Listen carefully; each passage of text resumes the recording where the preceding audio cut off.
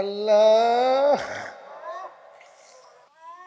মোমেনের আর কত রক্ত ঝরবে না?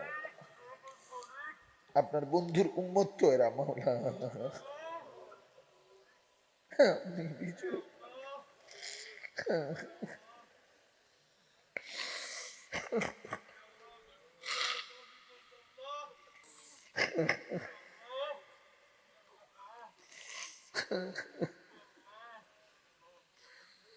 আল্লাহ,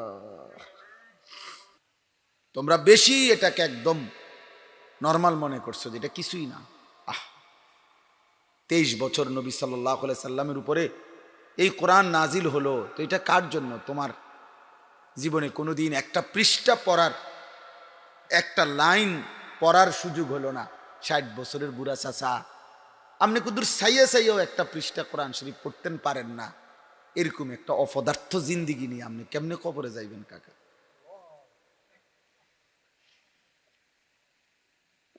হ্যাঁ, আস্তাগফিরুল্লাহ, আস্তাগফির। 18 বছর একটা ছেলে পড়ালেখা করলো, সেই প্রাইমারি থেকে মাস্টার্স পাস করলো, বেচারা কত কিছু পড়লো, কত কিছু পড়লো, মুসলমানের বাচ্চা। তার বাপের না হয়তো কত লক্ষ টাকা খরচ গেল, কোটি টাকা খরচ গেল, বিনিময়ে 16 বছরেও কোনোদিন ও কোরআন শরীফের একটা পৃষ্ঠা শুদ্ধ পড়ার সুযোগে পায় নাই। এই বাপ কি পরিমাণ অপদার্থ, এই সন্তান কি পরিমাণ অপদার্থ। এই বাপ কি শিখাইলো, এই ফুতে কি শিখলো? আহা, 16 বছর আমনে এতটি টাকা খরচ করে আমনের ফুতে হন, যেই ভাত তরকারি খায়, যেই বিল্ডিং করছে, বিয়ে করছে, এই সমাজের অসংখ্য মূর্খ বকলম নামও দস্তখত করতে পারে না, টিপসই দেয়, হে এর চাইতে বেশি দুনিয়া ভোগ করতেছে। তার বাড়ি গাড়ি, তার টাইলস দেখলে আপনি চাইয়া তাও লাগবে, সে অথচ সে মূর্খ। মূর্খ তো তাইলে আপনি কীর্তেন তারে 16 বছর পড়াইলেন? যদি বলেন না হুজুর শিক্ষার দাম আছে, তো শিক্ষার দাম যদি হয় তো এটা কি শিক্ষা, কি শিখাইলেন যে শিখার পরে 16 বছর পরেও ও তার বানানেওয়ালা চেনে না, মনিব চেনে না, কাকে সাজদা দিতে হবে এটাই জানলো না, ওরে কি শিখাইলেন নিয়ে? 18 বছরের ছেলেটা এত বড় গাদ্দার কেমনে হইল? মাত্র 16 বছর, এই সন্তান এত বড় গাদ্দার কেমনে হইল যে মাত্র এত কম বয়সে এই নাফরমান আল্লাহকে একটা সেজদাও দেয় না। এই নাফরমান 40 বছর পর্যন্ত যাইলে কত বড় দাজ্জাল হবে এটা চিন্তা করেন। ইনসাফ কি বলে? এত কম বয়সে যদি এটা এত বড় বেয়াদব হয়, মাত্র 16 বছরে যদি এত নারী দেখে, এত উলঙ্গ ছবি দেখে, এই হাইওয়ান 40 বছর পর্যন্ত কি করবে? তার বয়স যখন 60 হবে, 50 বছর হবে, ওই করবেটা কি? ওই কি করবে? বইয়ে বইয়ে বুড়া মিয়ারা বইয়ে বেকাল সাধু আনে বন খায়, হ্যাঁ হটর হটর করে বইয়ে বইয়ে গেল বন খায়, বিড়ি খায়, বইয়ে বইয়ে পান খায়, চা খায়। আস্তাগফিরুল্লাহ, আস্তাগফির। অনেক মুরব্বী মানুষ, আশ্চর্য, জীবনটাই শেষ বয়সটা মনে হয় যেন চা দোকানে রেস্টুরি করে দিছে, চা দোকানদারের রেস্টুরি করে দিছে। ধর চিকন টুল একটা বয়ে দিছে চা দোকানদার, টুল বই একটা সোফা দিত, তত মনটারে বুঝাইতাম যে বেটা আজ এত বছরের বুড়া মানুষ একটা সোফাত বইয়ে চিকন টুলের মধ্যে ঠিক মতো পিছনে কিনা লাগেও না, অর্ধেকটা টুল, এই টুলটার মধ্যে এমনি বইয়া একটার পর একটা বিড়ি খাইতেছে, আর রঙিন টেলিভিশনে নর্তকীর নাচ দেখে, নাটক দেখে, সিনেমা দেখে। আস্তাগফিরুল্লাহ, এটা মুসলমানের বুড়া মিয়া? একজন মুসলিম চাচা এমন হওয়ার কথা? একজন মুসলমান দাদা এমন নিকৃষ্ট হওয়ার কথা মিয়া? ইনসাফ বলে এটা? 60 বছর বয়স্ক বুড়ো মানুষও যদি এমন বেহায়া হয়, যে উনি এখনো নাটক দেখে, নর্তকী দেখে, ওই সমাজের কিশোর তাহলে শিখবে কাকে?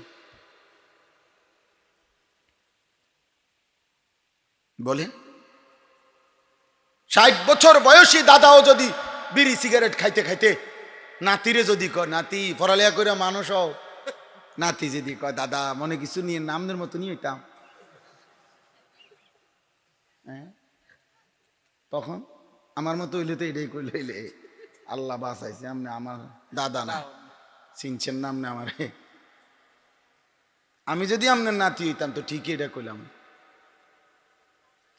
হ্যাঁ, যদি বলেন না নাতি আমার মতো হইও না, বাইজিদ বুস্তামির মতো হইও, তো তাহলে নাতি যদি জিজ্ঞাসা করে দাদা যেটা আমনের গায়ে সইল না,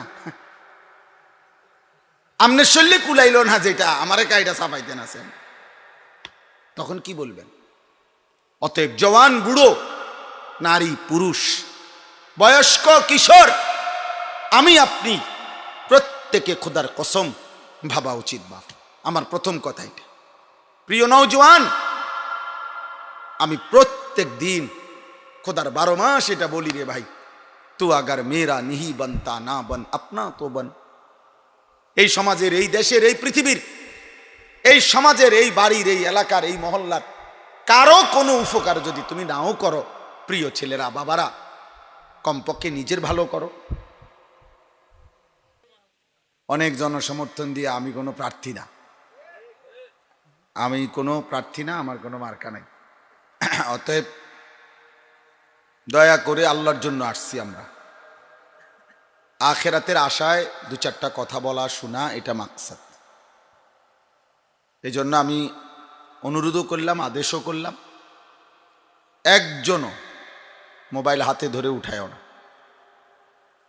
এটা ভালো হবে দোস্ত। আমাদের এটা পরীক্ষিত আমল, যে তাজরেবা, অভিজ্ঞতা। মোবাইলটাকে পকেটে রেখে যদি কেউ দিল দিয়া, মনোযোগ দিয়ে, চোখের দিকে তাকায় আল্লাহর কথা কিছুক্ষণ শুনে, ধীরে ধীরে আলহামদুলিল্লাহ জিন্দিগি পরিবর্তন হয়, একটা মানসিকতা তৈরি হয়, সামান্যতম হলেও বিবেক জাগে, অনুভূতি জাগে। আর যদি অনুভূতি না জাগে তো কোনো লাভ হয় না। এই জন্য দয়া করে দোস্ত, প্রত্যেকে আমার এই কথাটা মানলে ভালো। দ্বিতীয় অনুরোধ হলো, এই দাঁড়ানোওয়ালারা এখানে দেখেন, এই যে এই সাইডে আরো জায়গা আছে, তোমরা ভাই নওজোয়ান, তোমরা যদি আরেকটু চাপাইয়া বসো ডানে বামে, তাহলে পিছনে জায়গা খালি হবে। সবাই যদি একটু 1-2 ইঞ্চি, না এরা এনে আসা পারবে না, এরা সরতে হবে। আমি বলতেছি রাখেন, আপনি তোমরা ভাই, তোমরা নওজোয়ান আরো চাপাইয়া বসো, ওরা তখন জায়গা হবে, ওইখান থেকে ডিঙ্গাইয়া আসতে কষ্ট হবে। সবাই একটু নড়াচড়া করেন। দেখেন, এটা কোরআনুল কারীমের আদেশ, আল্লাহর আদেশ। যদি কথা বলেন না, একদম কথা বলবেন না, নিষেধ করলেন। এমনি আগান ভাইয়া। একজন মুসলমানকে দ্বীনি মজলিসে জায়গা করে দেওয়া অনেক বড় নেকির কাজ। আল্লাহ নিজে বলছে যে তোমাদেরকে যখন কোনো মজলিসে জায়গা ছেড়ে দিতে বলা হয়, তোমরা জায়গা করে দিও, আমি আল্লাহ তোমাদের অন্তর প্রশস্ত করে দেব। কোরআন শরীফের আয়াত, ইজা কিলা লাকুম তাফাসসাহু ফিল মাজালিস ফাফসাহু ইয়াফসাহিল্লাহু লাকুম। আর কাউরে আল্লাহ দিল প্রশস্ত করা মানে কি? আল্লাহ তাআলা কারো অন্তর প্রশস্ত করে দেওয়া, এ কথার অর্থ হইল আল্লাহ তাআলা তার অন্তরের মধ্যে ঈমান ইসলামের নূর দান করবেন আল্লাহর থেকে। আফামান শারাহাল্লাহু সাদরাহু লিল ইসলাম ফাহুয়া আলা নূরিম মির রাব্বি। আল্লাহ তাআলা কোরআনে বলছেন, আল্লাহ যার অন্তর, বক্ষ, সিনা ইসলামের জন্য প্রশস্ত করে দেয়, তাকে আল্লাহ তাআলা তার নিজের পক্ষ থেকে একটা নূর, আলো দিয়ে দেয়। সে আলোর বরকতে সে পরবর্তী জিন্দেগি আল্লাহর পথে চলতে পারে। অনেক বড় ফজিলত, অনেক বড়। আল্লাহ কোরআনে বলছে, ফামান ইউরিদিল্লাহু আন ইয়াহদিয়াহু ইয়াশরাহ সাদরাহু লিল ইসলাম। আল্লাহ নিজে যার হেদায়েত চায়, আল্লাহ যাকে হেদায়েত দিতে চায়, আল্লাহ নিজেই বলছেন আল্লাহ তাকে ইসলামের জন্য তার সিনা, তার বক্ষ প্রশস্ত করে দেয়, উন্মোচিত করে দেয়। তো এটা আল্লাহ এখানে ওয়াদা দিস, তুমি আমার বান্দার জন্য জায়গা করে দিও, ইয়াফসাহিল্লাহু লাকুম, তোমাদের জন্য আল্লাহ প্রশস্ত করে দিবে। তাহলে আমি যদি এক ইঞ্চি জায়গা ছেড়ে দেওয়ার বরকতে যদি আরেকজন ভাই বসতে পারে, আর এর বরকতে আল্লাহ যদি আমার দিলের মধ্যে একটু নূর দেয়, এটা অনেক বড় বরকত। ছেড়ে দিলাম সামান্য, পাইলাম অনেক বেশি, অনেক বেশি, অনেক বড় নিয়ামত। এজন্য এটা জরুরি। তোমরা বাকি যারা নওজোয়ান, দয়া করে তোমরাও যদি কোনোভাবেই আর ভিতরে বসার সুযোগ না হয়, তো প্রয়োজনে নিজেদের জুতার উপরে ওইখানেই বসো, রাস্তার উপরেই বসো, তাইলেও বরকত হবে ভাই। যে যতক্ষণই শোনেন কোনো অসুবিধা নেই, 2 মিনিট শুনলে 2 মিনিট পরে যায়েন গা, 20 মিনিট পরে হলে 20 মিনিট পরে চলে যায়েন, কোনো অসুবিধা নেই। আমরা কেউই বসে থাকতে আসিনি, কেউই আমরা বসে থাকতে আসি নাই, আমরা চলেই যাব, আপনারাও আমরাও, এবং যেতে যেতে একদিন দুনিয়া থেকেই চলে যাব, এটাই সত্য। কেউই আমরা থাকতে আসিনি। অতএব বিকট চিৎকারে ঠিক বলো না, ফাজলামি করো না বাপ, সাবধান, কেউ কোনো রকমের ফাজলামি করো না। আল্লাহর কথা বলার পরে যদি সামান্য বিদ্রুপ কেউ করে, তো এটা কুফরি। সাবধান, কোনো আলেমের কোনো কথা, কোনো দ্বীনের কোনো কথাকে যদি যেই কোনো কিছু সামান্য তুচ্ছতাচ্ছিল্য করে বুঝে শুনে, তো এটা কুফরি, ইস্তেহজা, অনেক বড় অপরাধ, অনেক বড় অপরাধ। একটা গুনাহ করা, এটা হলো একটা গুনাহ, আর একটা হলো এটাকে উপহাস করা, এটা কুফরি। যেমন দাড়ি না রাখা এটা গুনাহ, কিন্তু দাড়িকে অবজ্ঞা করা, তুচ্ছতাচ্ছিল্য করা, এটা কুফরি, কুফরি। সুদ খাওয়া এটা তো গুনাহ, কিন্তু এটাকে বিদ্রুপ করা, চাই চলেন না দেহি, কেমনে চলবে না, সুন্দর সুন্দর কথা কন মিয়া, দেশ চলেনি কোনো আনে সুদ ছাড়া। এই যে আপনি কি বুঝাইতে চাইলেন, কার সাথে